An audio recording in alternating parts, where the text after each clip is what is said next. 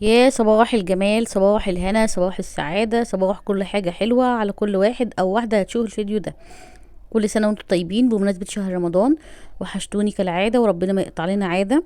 جولة من جولات الوكالة وهنلفها كده على السريع وهحاول أختصر. الفيديو كان طويل وقسمناه حوالي على 10 دقايق أو 12 دقيقة. في البداية كده احنا نزلنا من محطة جمال عبد الناصر علشان الاستندات دي. وعايزة اقول لكم ان الاسعار خلاص نزلت. احنا النهاردة يوم الجمعة 21/2/2025 علشان تعرفوا ان جولات الجمعة بتبقى زحمة شوية علشان هتشوفوا الاجواء دي في الفيديو. في البداية كده الاستاذ الفاضل ده اللي هو بتاع الفوط دي الفوطة ب15 جنيه. اي فوطة بقى. فحبينا نصوره وقلنا ننفعه.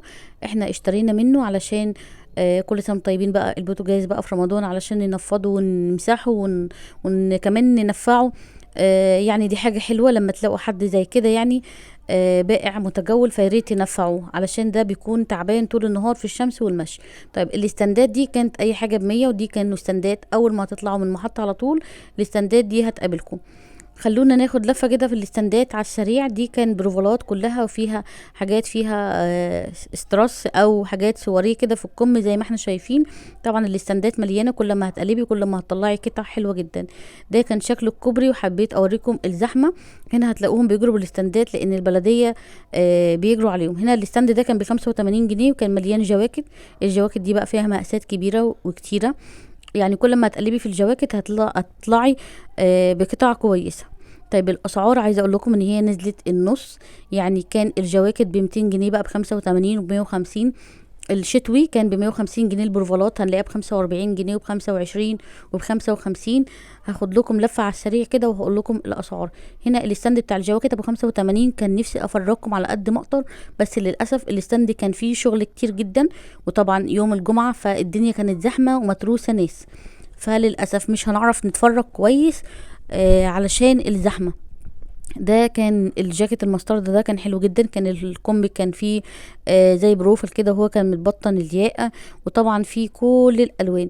دي كانت بداية جولتنا يعني كبيرة شوية وطويلة شوية. واستنوني في بقية الفيديوهات علشان ما حبيتش اطول عليكم علشان احكي لكم كل يعني انا شفت ايه واحكي لكم المواقف اللي صادفتني واحكي لكم كمان الاسعار. وهتلاقوا كمان عروض حلوة جدا على اللبس الشبابي واللبس الاطفالي في بقية الفيديو. يا ريت تتفرجوا على الفيديوهات اللي جايه. تمام. لو وصلتوا لغايه هنا بقى لايك واشتراك وكومنت او كومنتات كثيره جدا علشان كومنتاتكم بتفرحني. ده كان الاستند ب50 جنيه. كان برضو بروفولات. والاطفالي كان بيبتدي من 25 و35 و45. فلو عايزين حاجات حلوه بمناسبه العيد فهتلاقوا في الوكاله. نصيحة بقى مني بلاش اصطحاب أطفال. الأطفال يا جماعة ممنوع ممنوع ممنوع يوم الجمعة تاني وتالت وعاشر. بلاش أطفال لأن الأطفال حقيقي هيلخموكم. مش هتعرفوا تتفرجوا ولا تعرفوا تلفوا. لان انا كان نفسي اصور لكم جولة كاملة وفي اماكن غير العادة واصور لكم اطفالي. وللاسف كان معايا ابني فلخمني ومعرفتش اشتري ورجعت من نص الجولة او من نص اليوم. هنا كان الجواكت دي كان ب200 جنيه. اللي هي كانت ب250 في الايام اللي فاتت وكانت ب300. فده كان بقى استند بليزرات.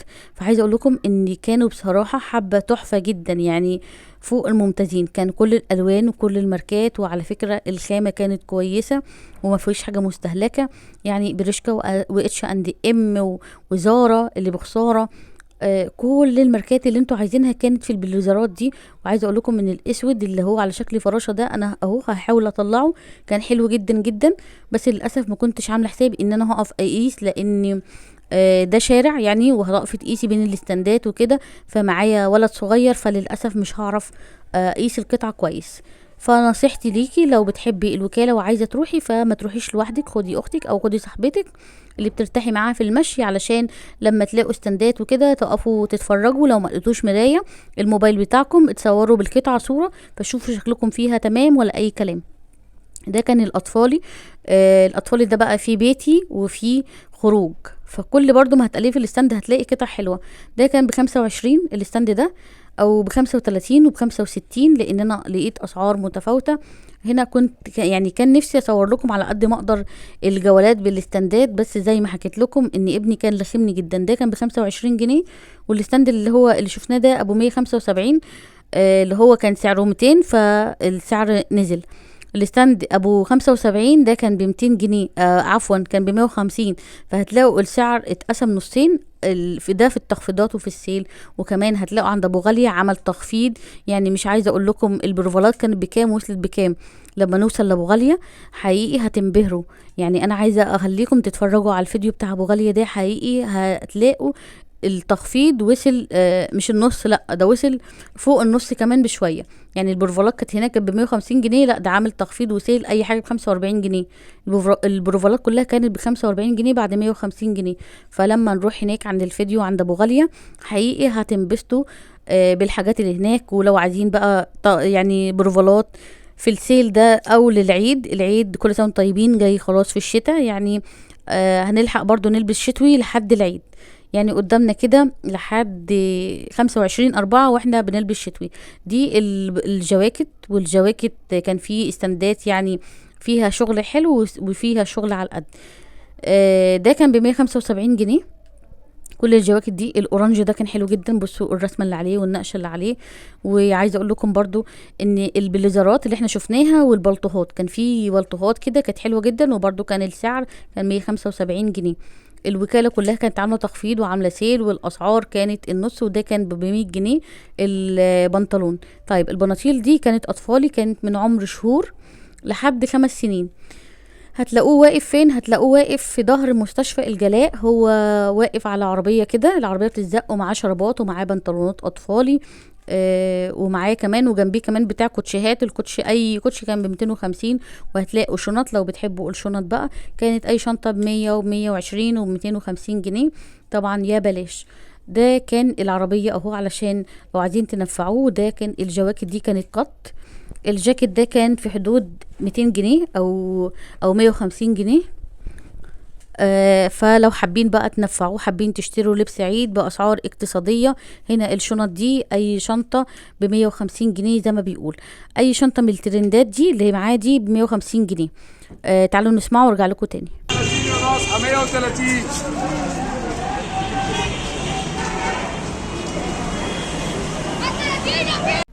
طيب زي ما سمعنا كده الشنطة كان ب130، عفوا مش ب150. طبعا سعره حلو وكويس جدا، والخامات كانت حلوة. الكواليتي بتاعها كان كويس. هو عمو قاعد هنا تحت الكوبري، اول ما تطلع على طول من محطة جمال عبد الناصر هتلاقوه. بصوا حاولت اصور لكم يعني شكل السوق، هو كان زحمه جدا. قلت لكم احنا كنا يوم الجمعه على الساعه 3 العصر، فطبعا السوق كان زحمه. والاستندات بقى بتاعت القمصان الجينز دي كانت حاجه حلوه جدا جدا. كان في كل المقاسات، كان في الجينز اللي هو الغامق والفاتح، كان في قصات كتيره جدا. يعني لو محتاجه تجيبي قميص جينز او بلوزه فانصحك بالاستندات دي. والسعر كان حلو جدا، كان 150. وتقريبا هتلاقوا كمان تخفيضات الاسابيع اللي جايه اللي هي كل سنه وانتم طيبين بقى بمناسبه رمضان. هنلاقي تخفيضات كتير. هحاول اعمل لكم جولات كتيره كده في رمضان بعد الفطار وقبل الفطار لو عرفت انزل. ولو عايزين برضو ريت تكتبوا لي وانا مش هتاخر عليكم. ده كان ب35 جنيه، وزي ما احنا شايفين كل ما تقلبي في الاستند هتلاقي حاجات حلوه.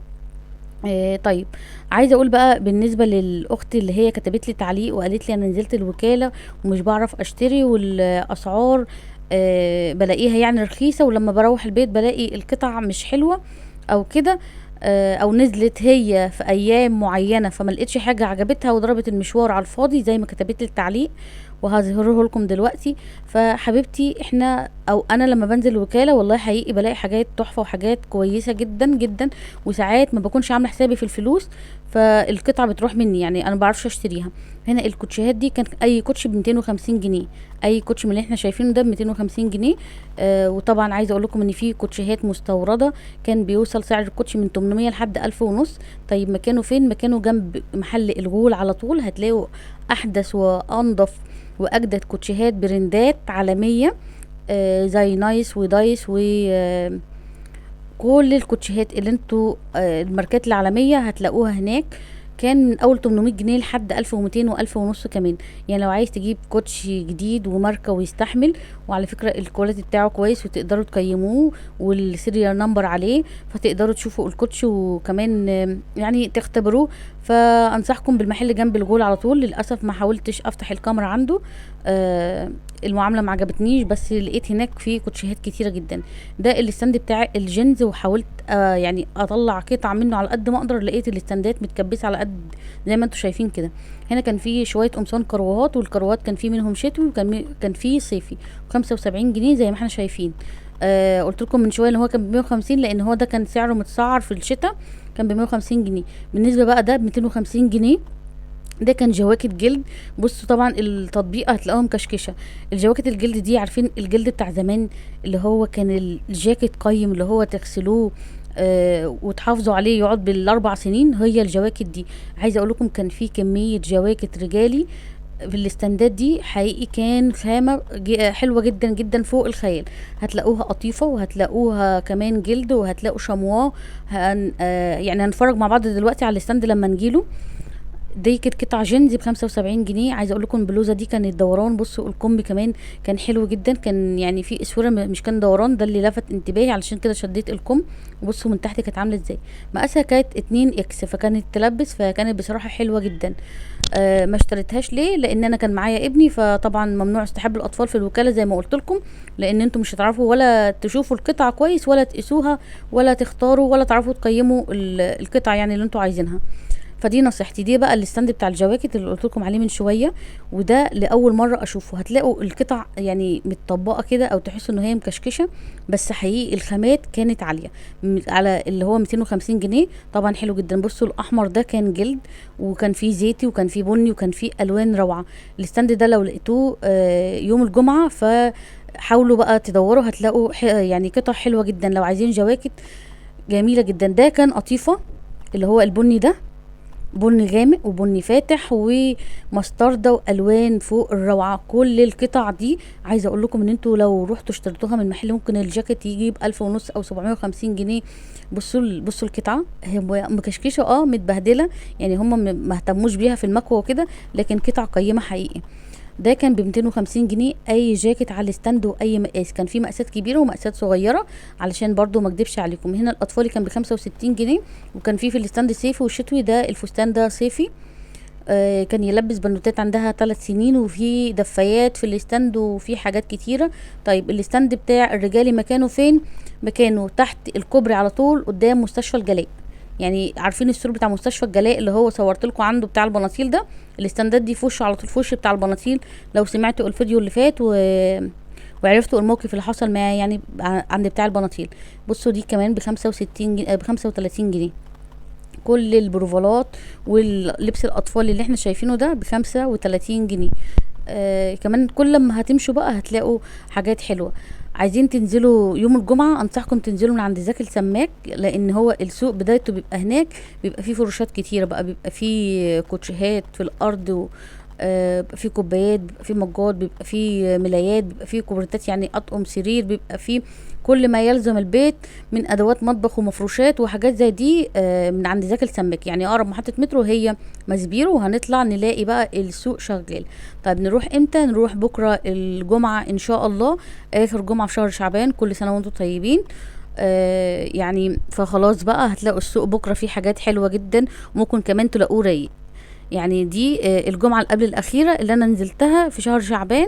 كل سنة وانتم طيبين. لكن دلوقتي أنا بسجل لكم النهاردة الخميس، فبكرة الجمعة آخر جمعة في شهر شعبان. كل سنة وانتم طيبين. فهتلاقوا السوق أكيد رايق بقى، ولو إن الزحمة الشوارع كلها بقت زحمة دلوقتي علشان دخلت رمضان. طيب هنا بقى الجواكت القط دي كان في منها القطات، وانا كنت عايزه جاكيت قط، وللاسف برضو معرفتش اختار.